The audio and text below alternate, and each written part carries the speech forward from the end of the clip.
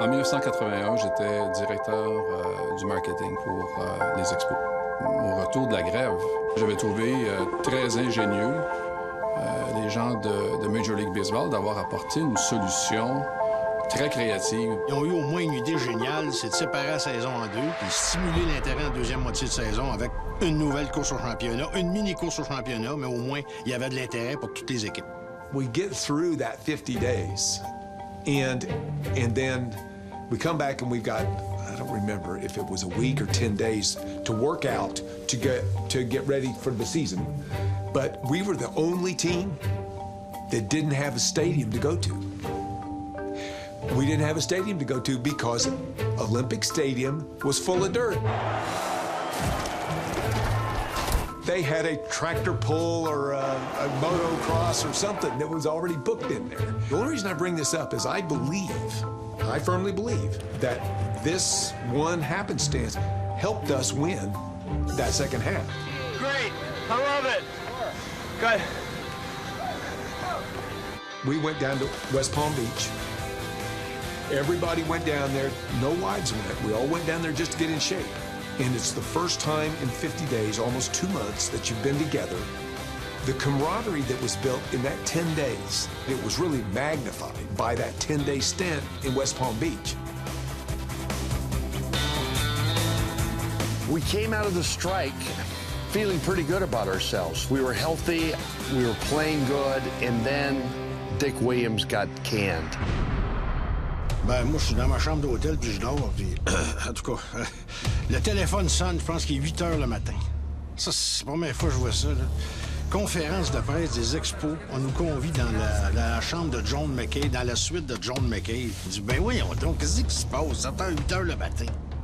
La décision du congédiement de Dick Williams, ben, ça a été pris par John McHale. C'est sûr que publiquement, tu regardes ça et tu te dis, ben, c'est un peu surprenant. On avait une fiche positive au moment du congédiement de Dick Williams. Mais je pense qu'une des choses qui agaçait McHale souverainement, c'est les rumeurs à l'effet que Dick Williams quitterait les Expos à la fin de la saison pour se joindre aux Yankees de New York comme GM. He was the best manager I ever played for. He was the best manager after the 7th inning because he always had 4 left-handed relievers and 4 right-handed relievers, or the other way around. This is left and this is right. And he could bring them in at any time. He had Rudy May, he had Schatzner, he had me, he had Grimsley. Dick Williams. Dick was a little bit like Billy Martin. Uh-oh, Billy's just been tossed out of the game. Uh-oh, here comes the dirt.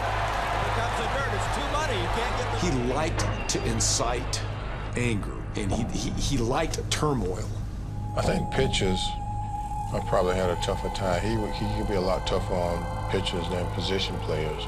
Dick Williams could easily have been the best manager I was ever around at managing the game between the white lines. In other words, nothing took him by surprise.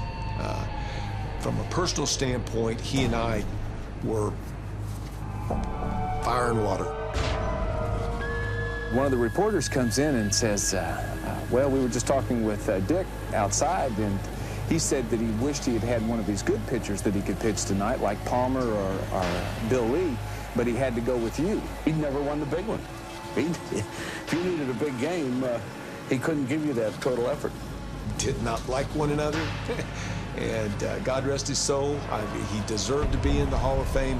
As far as personality goes, no, we did not get along. La surprise, c'est quand il nous annonce que Jim Fanning est le nouveau gérant des Expos.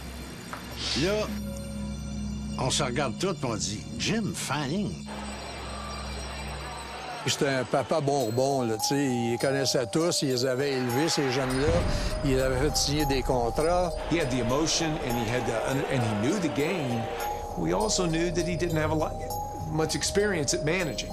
But it's a little different than being there and anticipating things that, you know, might happen an inning down and being prepared for them. And all that stuff that it takes years of on-the-field managing to have a real feel for. So we understood there was also something being given up there.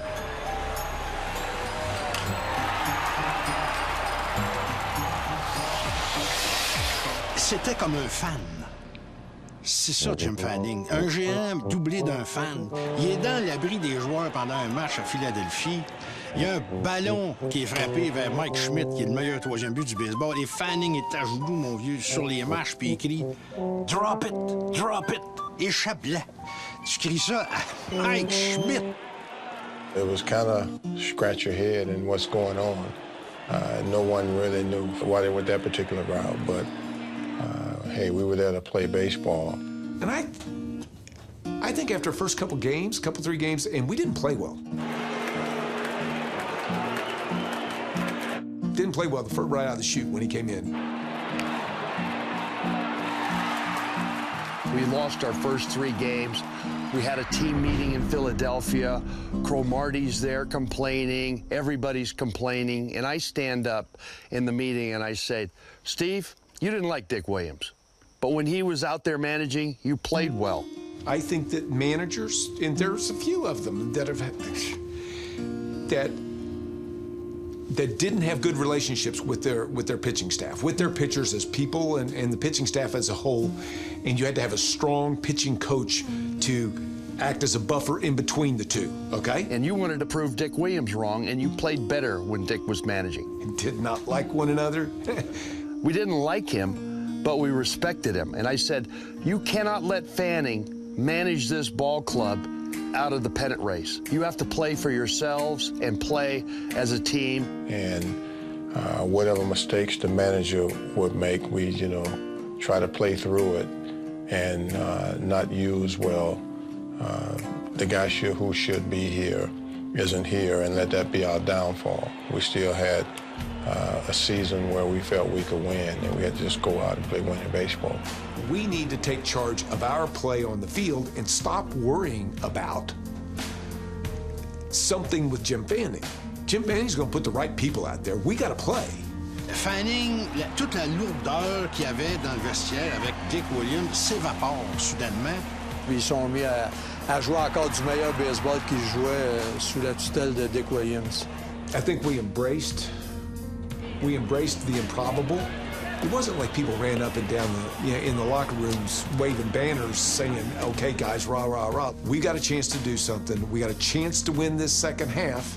We have to win the second half to play in the postseason. We have to do it.